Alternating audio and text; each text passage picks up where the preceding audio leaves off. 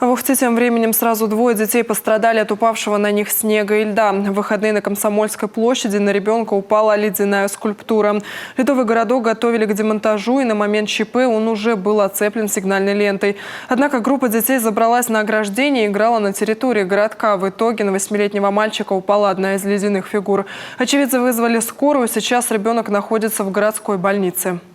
Снежный или ледяной, где-то ком, по всей видимости, повредил, нанес травму пациенту. Сейчас в удовлетворительном состоянии с диагнозом сотрясения головного мозга легкой степени тяжести. Пациент в сознании, угрозы жизни его ничего сейчас нет. Этим происшествием уже занимается Следственный комитет.